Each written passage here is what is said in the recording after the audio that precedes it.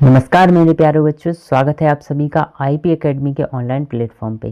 जैसा कि हम विज्ञान विषय के question paper practice paper solve कर रहे हैं और उसी क्रम में ये हमारा अगला वीडियो है। इस वीडियो में हम क्वेश्चन नंबर 16, 17 और 18 को डिस्कस करने वाले हैं। So without wasting any time let's get started. Question number 16 में हमसे पूछा गया है कि फ्लेमिंग के बाएं हाथ का नियम लिखिए। तो फ्लेमिंग ने बाएं हाथ का अपना नियम दिया और आइए इसे हम समझते हैं क्या है। यदि हम क्या करते हैं, अपने बाएं हाथ की 3 अंगुलियों को, एक अंगूठा, तर्जनी तथा मध्यमा को एक दूसरे के लंबवत रखते हैं और फैला लेते हैं, तो क्या होता है कि जो तर्जनी उंगली होती है वह चुंबकीय क्षेत्र की दिशा को दिखाती है। मध्यमा चालक में प्रवाहित विद्युत धारा को दिखाती है और जो हमारा अंगूठा होता है वो चुंबकीय बल रेखाओं की दिशा को दिखाता है। ये क्या था? ये एक फ्लेमिंग का नियम था। जैसे हमें पता करना है कि कहाँ पे चुंबकीय क्षेत्र होगा, कहाँ पे आपका चुंबकीय क्षेत्र है, कहाँ पे चुंबकीय बल रेखाएं हैं और किस दिशा में आपका ये धारा प्रवाहित हो रही है। तो इसको पता लगाने के लिए फ्लेमिंग ने अपना ये नियम दिया था। इसी का जो अथवा का क्वेश्चन है वो ये है कि प्रेरित धारा क्या है और यह क्यों उत्पन्न होती है। तो चुंबक व कुंडली के मध्य सापेक्ष गति के कारण कुंडली में उत्पन्न विद्युत धारा जो होती है वो प्रेरित धारा कहलाती है। चुंबक एवं कुंडली के मध्य सापेक्षित गति के कारण चुंबक के फ्लक्स में परिवर्तन होता है। सिद्ध करने के लिए कुंडली में प्रेरित विद्युत धारा उत्पन्न होती है। अगला जो क्वेश्चन है वो है आपका कि ग्रीन हाउस प्रभाव क्या है। ग्रीन हाउस प्रभाव का वर्णन कीजिए। इसे हमें काफ़ी अच्छे से समझना है। तो ग्रीन हाउस प्रभाव ग्रहों पे पड़ने वाला एक ऐसा प्रभाव होता है जो प्राकृतिक रूप से पड़ता है। अब इसमें होता क्या है कि किसी भी ग्रह की या किसी भी उपग्रह का तापमान बढ़ने लगता है और ये जो तापमान बढ़ता है वो किसके कारण बढ़ता है? वहाँ उपस्थित वायुमंडल में गैसों के कारण इस तापमान में वृद्धि देखने को मिलती है। तो ग्रीन हाउस प्रभाव किसे कहते हैं? तो ग्रीन हाउस प्रभाव एक प्राकृतिक प्रक्रिया है जिसके द्वारा किसी ग्रह या उपग्रह के वातावरण में मौजूद कुछ गैसें होती हैं जो क्या करती हैं कि वातावरण के तापमान को थोड़ा सा अधिक बना देती हैं। जो नॉर्मली टेम्परेचर रहता है उससे अधिक हो जाता है। इन सभी गैसों को ग्रीन हाउस गैसें कहते हैं। और हमारे जो वायुमंडल में कार्बन डाइऑक्साइड है और जलवाष्प है तथा मीथेन आदि शामिल हैं जो हमारे तापमान को बढ़ा देती हैं और इसलिए ये ग्रीन हाउस गैस कहलाती हैं और इनके द्वारा दिखाए जाने वाले प्रभाव को ग्रीन हाउस प्रभाव कहते हैं। अगला क्वेश्चन है खाद्य श्रृंखला एवं खाद्य जाल में अंतर लिखिए। तो खाद्य श्रृंखला एवं खाद्य जाल में अंतर, एक साइड हम लोग कॉलम बनाएंगे खाद्य श्रृंखला का और दूसरी साइड बनाएंगे खाद्य जाल का। इन दोनों में अंतर क्या है आइए समझते हैं। खाद्य श्रृंखला जीवों की वह श्रृंखला है जिसमें एक समुदाय के एक जीव का दूसरे जीव में खाद्य का होता है स्थानांतरण होता है।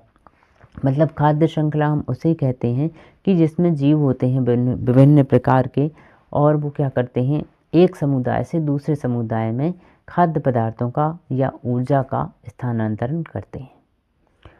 अब जो खाद्य जाल होता है, खाद्य जाल यह बहुत सी खाद्य श्रृंखलाओं को मिलाकर जो बनता है परितंत्र में उसे बोला जाता है खाद्य जाल।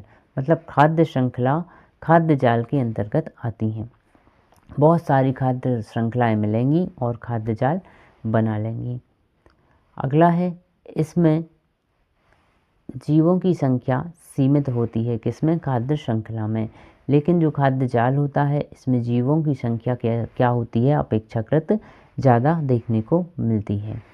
एक खाद्य स्तर का जीव दूसरे खाद्य स्तर के जीव से क्या है? जुड़ता है और एक जीव का उपयोग खाद्य पदार्थ के रूप में एक से अधिक खाद्य श्रृंखला जीवों द्वारा किया जा सकता है।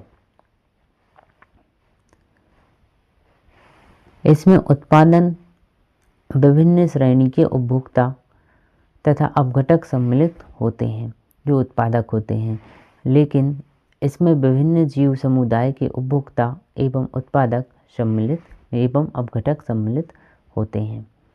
फिर जो खाद्य श्रृंखला है यह एक क्या है, यह एक सरल प्रक्रिया है, लेकिन जो खाद्य जाल है यह एक कठिन या फिर इसे बोला जा सकता है कि यह एक जटिल प्रक्रिया है। अगला क्वेश्चन है क्वेश्चन नंबर 18। 18वां क्वेश्चन, एथेनॉल तथा एथेनोइक अम्ल में अंतर बताइए। तो एथेनॉल में और एथेनोइक अम्ल में अब आपको क्वेश्चन ऐसा भी आ सकता है कि केवल भौतिक गुणों में अंतर बताइए, या फिर क्वेश्चन ऐसा आ सकता है कि सीधा अंतर बताइए। तो 4 नंबर में आता है, तो आपको कम से कम 4 अंतर लिखने पड़ेंगे, तब जाके आपको वो सारे नंबर प्राप्त होंगे। तो चलिए यहाँ पे हम देख लेते हैं एथेनोइक अम्ल में और एथेनॉल में क्या अंतर है। पहले एथेनॉल का हम देखेंगे कि यह उदासीन प्रकृति का होता है और लिटमस पत्र पर कोई प्रभाव नहीं डालता। अब अगर कोई चीज़ उदासीन है, ना अम्लीय है ना ही क्षारीय है, तो फिर क्या होगा, ये तो लिटमस पेपर के कलर को चेंज करेगा ही नहीं। इसलिए ये पॉइंट हमारा बनता है कि यह इसकी प्रकृति उदासीन है और लिटमस पत्र को क्या करता है, किसी भी तरह से प्रभावित नहीं करता। अब एथेनोइक अम्ल क्या करेगा, एथेनोइक अम्ल है जैसा कि नाम में ही लिखा गया है अम्ल, नाम में ही लिखा है अम्ल। तो जो एथेनोइक अम्ल है ये तो अम्ल है, तो अम्ल क्या करता है, अम्ल उदासीन तो होता नहीं है, यह क्या करेगा, यह अपने अम्लीय गुण को दर्शाएगा और जो अम्ल होते हैं ये नीले लिटमस को लाल कर देते हैं। तो यहाँ पे यही है कि इसकी प्रकृति अम्लीय होती है तथा यह नीले लिटमस को लाल रंग में बदल देता है। एथेनॉल का सेकंड पॉइंट है यह गंधयुक्त होता है और एथेनोइक अम्ल का सेकंड पॉइंट है यह भी गंधयुक्त होता है एवं इसका स्वाद कैसा होता है, इसका स्वाद खट्टा होता है, जो कि अम्ल का एक क्या है, विशिष्ट गुण है कि अम्ल का स्वाद खट्टा होता है, लेकिन जो क्षारक पदार्थ होते हैं उनका जो स्वाद होता है वो कड़वा या उसको बोला जाता है कसैला होता है। अब एथेनोइक अम्ल और एथेनॉल, तो एथेनॉल में जो थर्ड पॉइंट है इसका क्वथनांक होता है 351 केल्विन होता है और इसका क्वथनांक 280 केल्विन होता है। वही रासायनिक गुणों में अंतर की बात करें तो जब एथेनॉल की क्रिया सोडियम बाइकार्बोनेट से कराई जाती है तो CO2 गैस उत्पन्न नहीं होती, लेकिन जब एथेनोइक अम्ल की क्रिया सोडियम बाइकार्बोनेट से कराई जाती है तो CO2 गैस उत्पन्न होती है। अगला है क्षारीय KMnO4। KMnO4 का मतलब होता है पोटेशियम परमैंगनेट की उपस्थिति में एथेनोइक अम्ल बनता है। इसमें पोटेशियम परमैंगनेट का जो बैंगनी रंग होता है वो उड़ जाता है। तो यहाँ से हमारे लिए एक ऑब्जेक्टिव क्वेश्चन निकल के आता है कि अगर पूछ लिया जाता है आपके एग्ज़ाम में कि जो पोटेशियम परमैंगनेट है इसका कलर कैसा होता है, तो इसका कलर बैंगनी रंग का होता है। अब जो हमारा एथेनोइक अम्ल है यह क्षारीय KMnO4 से अभिक्रिया नहीं करता है किसी भी प्रकार की। तो ये थे आपके एथेनॉल और एथेनोइक अम्ल में अंतर। अगला क्वेश्चन है कि संतृप्त तथा असंतृप्त हाइड्रोकार्बन में अंतर स्पष्ट कीजिए। तो संतृप्त हाइड्रोकार्बन और असंतृप्त हाइड्रोकार्बन, पहले तो हमें ये समझना है कि ये जो हाइड्रोकार्बन शब्द लिखा हुआ है ये इसका अर्थ क्या है। तो एक तो आपका लिखा है हाइड्रो और दूसरा है कार्बन। तो हाइड्रो से हमें समझना है कि ये है हाइड्रोजन और जो कार्बन है वो है कार्बन। तो हाइड्रोजन तथा कार्बन से बने जितने भी यौगिक हैं वो सभी कहलाते हैं क्या, हाइड्रोकार्बन। अब जो हाइड्रोकार्बन होते हैं ये 2 प्रकार के होते हैं। जैसा हम जानते हैं कार्बन का परमाणु क्रमांक 6 है। इस कार्बन के परमाणु क्रमांक 6 है। अगर इलेक्ट्रॉनिक विन्यास आप इसका लिखते हैं तो पहली कक्षा में 2 इलेक्ट्रॉन तथा दूसरी कक्षा में 4 इलेक्ट्रॉन जाएंगे। अब कार्बन अपनी संयोजकता को पूरी करने के लिए ये क्या करता है, ये 4 बंध बनाता है, सहसंयोजी 4 बंध बनाने की क्षमता कार्बन के पास होती है, क्योंकि इसके पास 4 अयुग्मित इलेक्ट्रॉन अंतिम कोष में पड़े हुए रहते हैं। तो अब जो 2 प्रकार से इसको हम डिवाइड कर देते हैं बंधों के हिसाब से, कि एक संतृप्त हाइड्रोकार्बन हो गया और दूसरा असंतृप्त हो गया।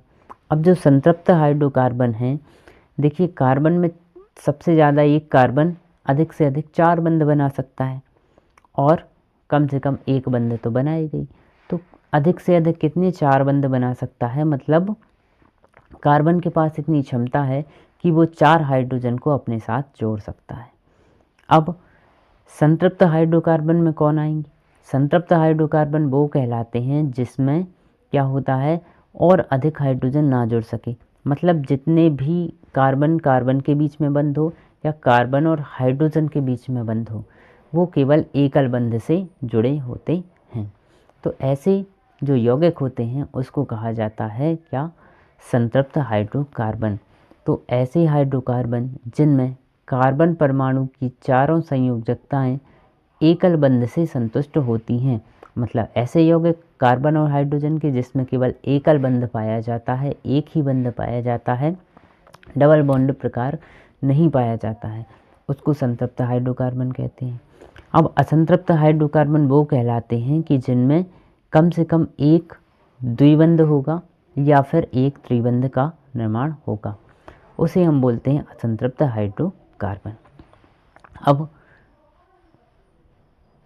यह बहुत कम अभिक्रियाशील होते हैं। कौन कम अभिक्रियाशील होता है? जो संतृप्त हाइड्रोकार्बन होते हैं, ये अभिक्रियाशील कम होते हैं।